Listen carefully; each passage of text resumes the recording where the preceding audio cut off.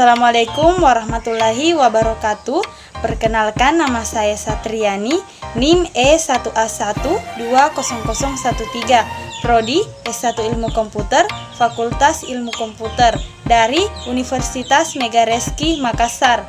Puji syukur kita panjatkan atas kehadirat Allah Subhanahu wa Ta'ala yang telah memberikan rahmat, taufik, dan hidayahnya sehingga kita masih diberikan kesehatan hingga hari ini. Salawat serta salam tidak lupa pula kita hanturkan kepada junjungan besar kita Nabi Muhammad SAW yang telah membawa kita dari alam gelap menuju alam yang terang menderang.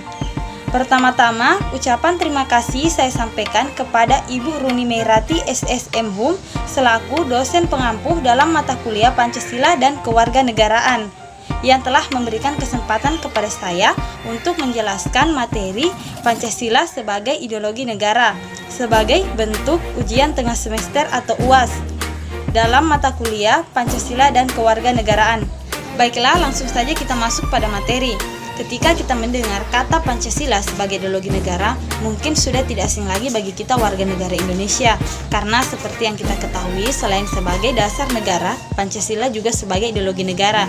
Namun, beberapa orang mungkin belum memahami pengertian Pancasila sebagai ideologi negara yang sebenarnya.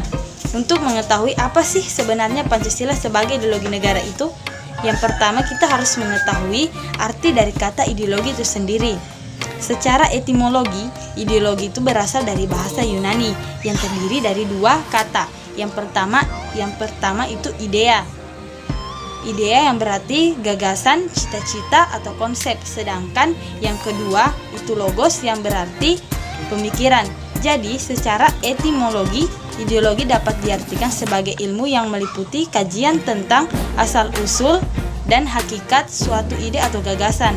Sedangkan nama Pancasila berasal dari bahasa Sanskerta yang terdiri dari dua kata, yaitu panca yang berarti 5 dan sila yang berarti prinsip atau asas.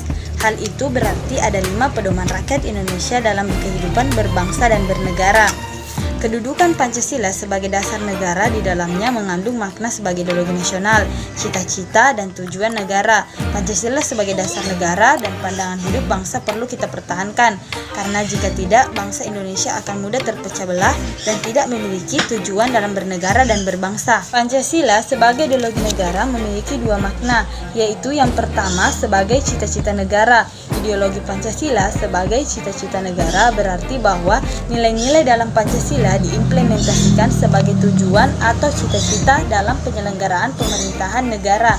Yang kedua sebagai nilai integratif bangsa dan negara.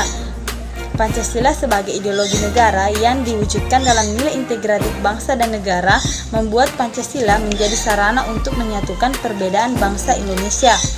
Adapun fungsi dari Pancasila itu sendiri terdiri dari 4. Yang pertama yaitu mempersatukan bangsa, yang kedua membimbing dan mengarahkan bangsa menuju tujuannya, yang ketiga memberikan tekad untuk memelihara dan mengembangkan identitas bangsa, dan yang terakhir menyoroti kenyataan yang ada dan mengkritisi upaya perwujudan cita-cita yang terkandung dalam Pancasila. Nilai Pancasila sebagai ideologi negara terdiri dari 3.